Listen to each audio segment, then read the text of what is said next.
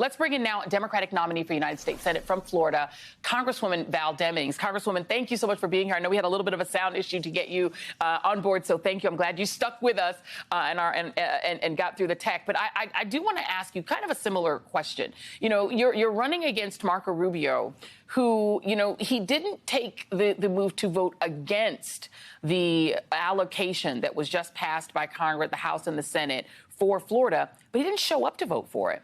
He actually didn't vote at all. The entire Florida Republican House caucus voted against the money to help Florida through Hurricane Ian.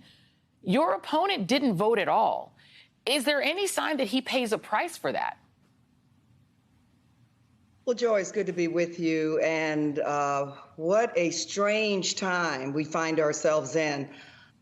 He should pay a price for that. You know, our primary responsibility as elected officials is to protect the health, safety, and well-being of the people that we serve. And if there's any time, Joy, that we should lay politics aside, it dang on should be during a natural disaster, especially one like Hurricane Ian, that over 100 people have lost their lives. Many people have lost everything they own.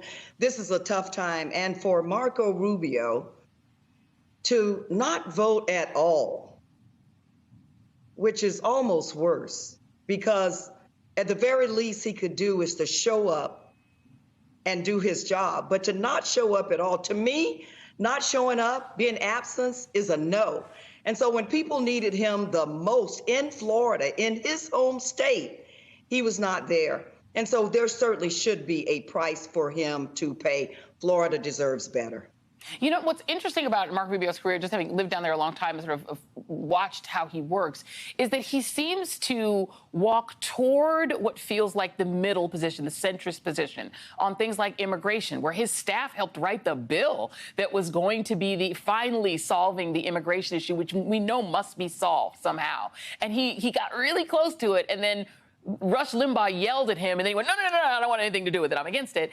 And now on this, I mean, he voted because he decided he was then a born-again Tea Partier. He was against the aid for Hurricane Sandy. He said, well, that was full of pork. I didn't want to vote for that. He recently justified it.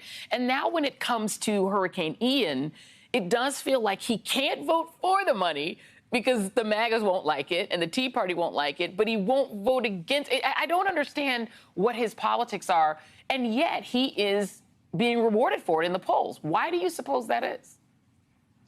Well, Joy, you know, our job in this race is to make sure that people understand who the real Marco Rubio is.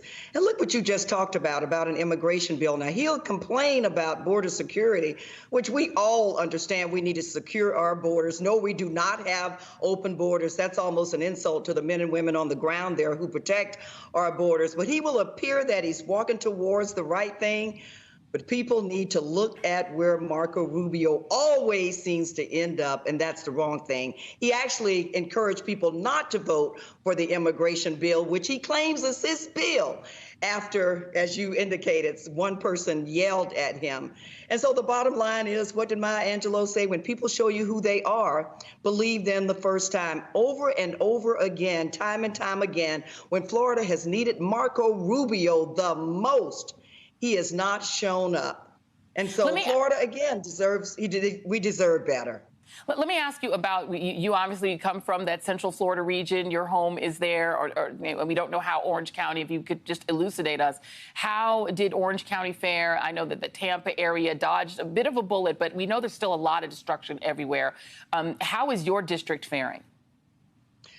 Well, Joy, it's interesting. I had just gotten back from Puerto Rico as the chair of the Emergency Preparedness Response and Recovery Subcommittee. We went there to assess the damage and came home to Hurricane Ian. Look, we had a tremendous amount of flooding here in the area. Over 200,000 people were without power. Thank God power has been restored for the overwhelming majority of those people. But we had a lot of flooding in the area. We had an opportunity to go out with the FEMA administrator and have a briefing and tour some areas. And so we certainly have a long ways to go, but we were not hit anywhere near as hard as, you know, the Fort Myers, Lee County area was. I'm glad the president was there today.